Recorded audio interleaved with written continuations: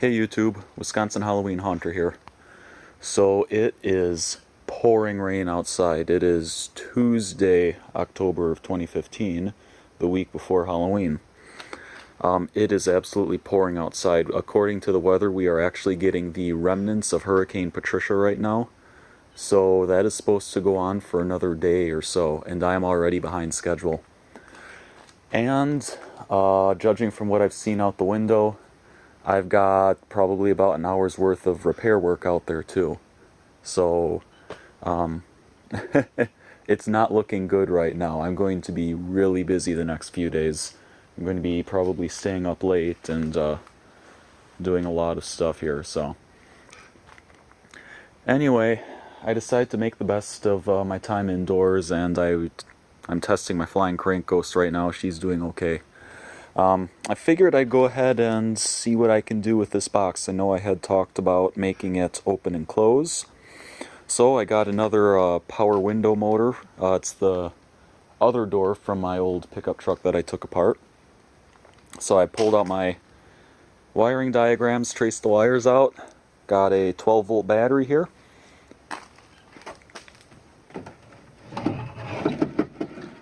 So as you can see, I have a skeleton just kind of tied up to a screw here so that he rises out with it. And then you can see the mechanism for the power window motor.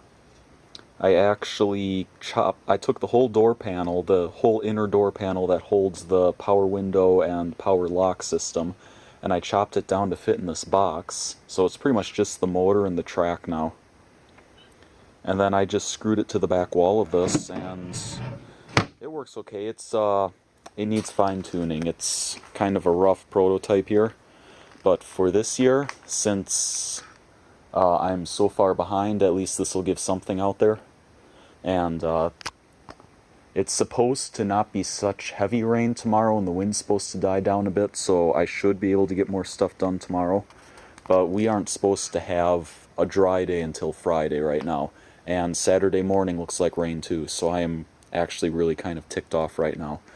But anyway, just to show that this does work, this is actually just a power window button from another one of the trucks. I do a lot of stuff with these early 90s Chevy trucks, so I have parts from these just coming out of my ears.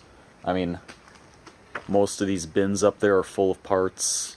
I mean, I've got everything from a small block 350 to the coolant and windshield washer fluid reservoirs. So lots of stuff.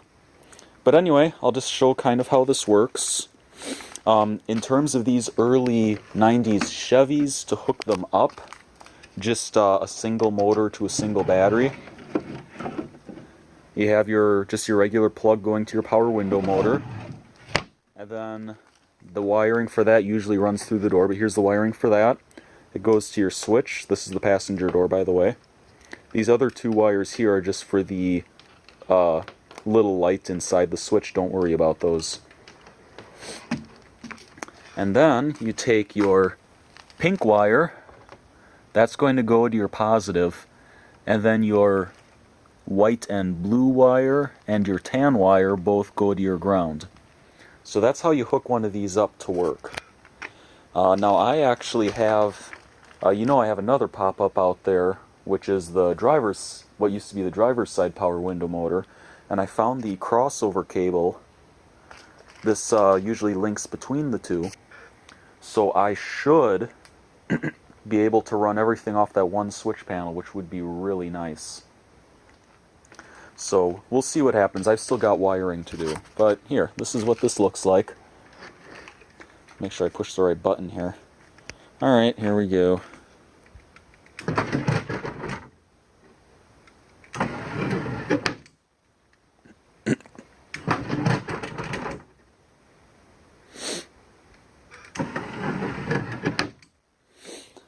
Now, I don't have anything in my yard sensor controlled.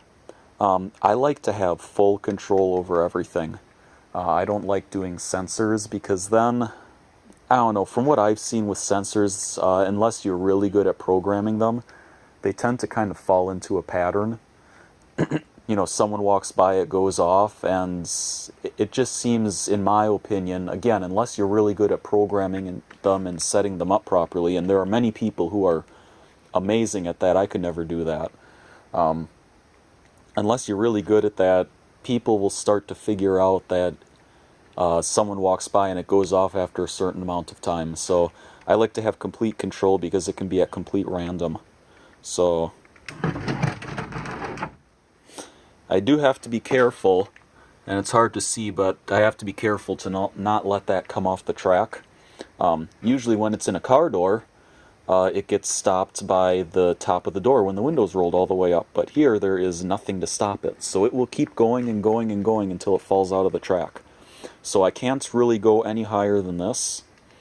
I could certainly modify it to go higher than this, but I think this is actually just about right, because I'll probably want to put stuff on top as well. I'll have some of that creepy cloth. I'll probably hang some of the creepy cloth over this side to hide the mechanism a bit. So, anyway, that's what it looks like. Let me know what you think. It's, like I said, it's kind of a work in progress. It's kind of a last-minute thing I thought I'd throw together for this year with parts I had lying around. So we'll see what happens. You can kind of see the mechanism a little there, just so you get an idea of how that works. The motor's in the bottom right.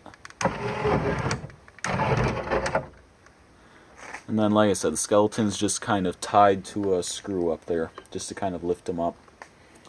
I've got so many of these little skeletons floating around. Last year I didn't even use all of them, so I figured it was okay to use one for this. So, I'm pretty happy with this. I like it.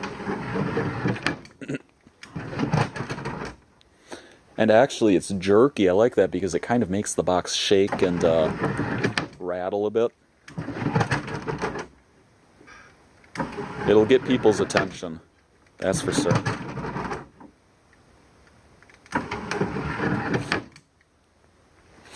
So, let me know what you think. I'm actually probably going to wire up a 12-volt system this year. In previous years, I've always just had individual old car batteries floating around.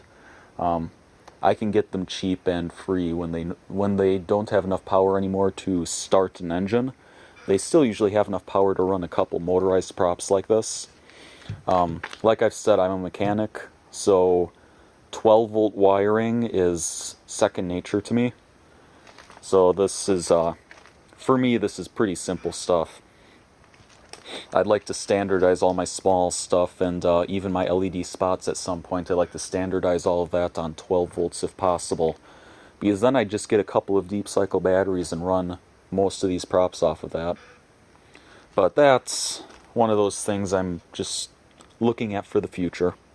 So anyway, let me know what you think. I think it will do well this year, and then for whenever I have my own house, because obviously I won't be able to do this in a rental. Whenever I am able to buy my own place, hopefully I'll be able to tweak it a bit, make it look a little better. Another note I will leave with, if you are going to be using car parts, I'd highly recommend getting a dealership electrical diagram for your particular vehicle that the parts are from. In my case, because of all the parts I pulled off my old truck, most of them are GM parts. So this is the 1992 C&K Chevy truck diagnosis and wiring diagram. This is what all the dealerships would use for diagnosing and repairing electrical problems. I mean, it has a wiring diagram of every single wire that ever existed on those trucks. And this includes the Suburbans, the Tahoes, Yukons, you name it, it's in there. So every single little tiny wire that was ever in one of those trucks is in this book. So whatever vehicle you get your parts from, whether it be Toyota, Dodge, Ford, GM, Hyundai, VW, whatever, definitely I highly recommend getting a wiring diagram like this if you're using lots of parts like I am, because I've already got I've got wiper motors, I've got the power window motors, which I also believe really have potential for yard haunting. I have never seen power window motors. They're all wiper motors that I see. The nice thing about the power window motors is they have all the linkage built in. So yeah, just a couple thoughts of mine. So yeah, let me know what you think. This was the only update today because this is all I got done today, as it's been pouring rain outside. So sorry that there isn't anything new. I'm going to try to upload stuff tonight since I can't do anything outside. Today's a perfect day to upload. So we're going on about 10.5 minutes now, so let me know what you think. See you in the next video. Thanks for watching.